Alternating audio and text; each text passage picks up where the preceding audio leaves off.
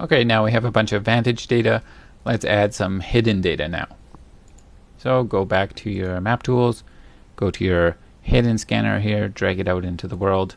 A lot of the settings are going to be the same as the Vantage scanner.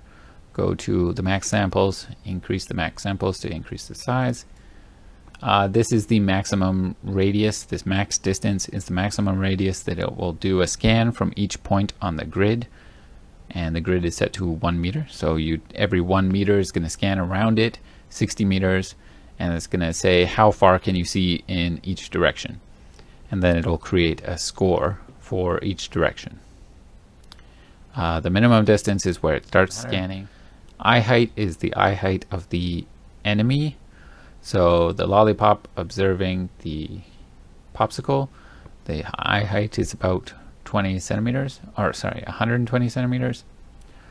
Snap to walls means that within the grid, if the grid section is near to a wall, then the scanner will snap over to the wall and give you a better signal of the wall, because you already know there's a zero distance against the wall, so we may as well just snap over there. So I'm going to turn that on. Only walls will only include data that comes from the wall, and so all the empty space here will not be recorded because there's no data there. We can do this. It'll save a lot of space in the data table. So your data table will be smaller if you use only walls, but that's not really necessary because the game object that goes into the map object I mean, will filter out a lot of the data, and we can just filter out anything that we don't want at runtime, but we could still have that data available if we needed it for something else. So it doesn't really matter. I'm just going to leave it unchecked for this demo. And then height above ground, that's like when it does the scan, how far above the ground will the end point of the scan be. So when it gets out to 60 meters, it's going to be 0 centimeters above ground. If we had something like grass that's maybe messing it up, we could set it to 50 centimeters or something like that. Personally, I've never had a problem with this, so I'm just going to leave it at 0. And now we're going to start the scan. This one doesn't really have any debug info. We have to use our map object to show the debugging. Okay, so let's also re-import our data.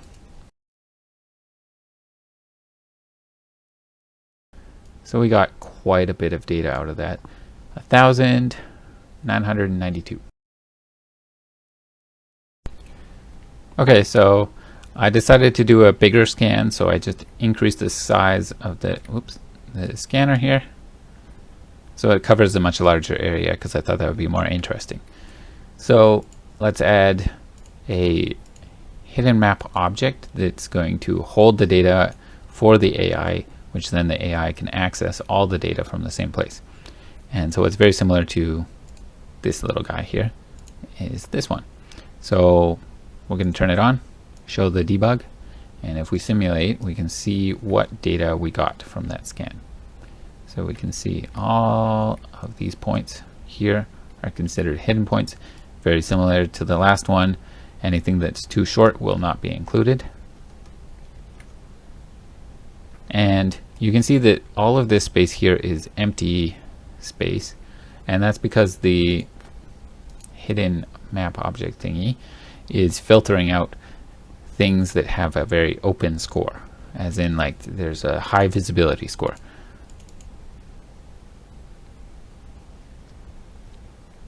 So in the begin play, it has a load hidden data, and then it's just filtering the points here.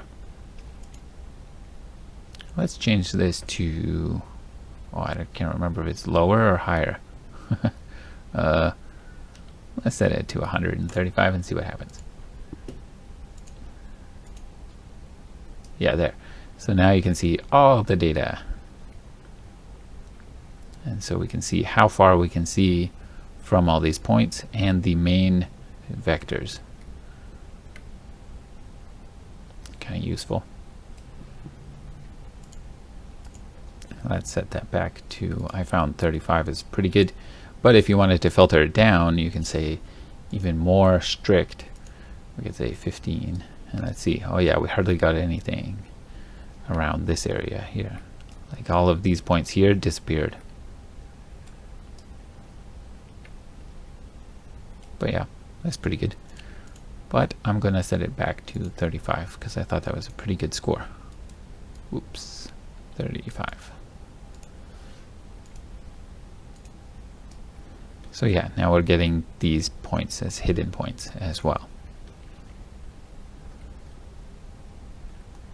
And so you can see the popsicle is already using this hidden data to hide from our lollipop. I don't even know where our lollipop, there it is.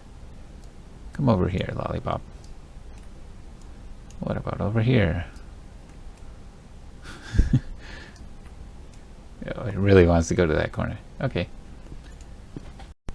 Okay, now that we have some hidden data, it's pretty good, it's working, but let's look at some problems. So right here, for example, you can see there's this pink line coming out of here, and it is right on the corner. So if you had a character stand here, their shoulder would be sticking out around the corner, and we don't want that. But luckily we already know where all the corners are because we already have the vantage data. So why don't we just use that vantage data to delete hidden points close to or too close to the corners. So what we can do is take our hidden scanner, and we can open up, it might be minimized, but open up the Maptools hidden cleaning and make sure that it's set to the vantage master data, and then select the radius. We're going to type in, it might say a different number here, I think it's by default it's 150, but I'm going to set it to 100, and then we're going to use, it's going to go into our hidden data CSV and delete out any data that is close to a corner. Check that box, and it takes a little while, but there you go. You can see these white spheres around all the corners that are deleting hidden data. And so if we re-import our hidden data there and then hit play, there we go. Now there's no data around the corners. And so it does, you know, delete a lot of points, but it leaves usually some pretty good ones. This didn't get deleted because it's outside of our vantage area that we scanned earlier. And so if you wanted that gone, you would have to do the vantage scan over here too. So it does eliminate a lot of good points, but that's okay. Who cares?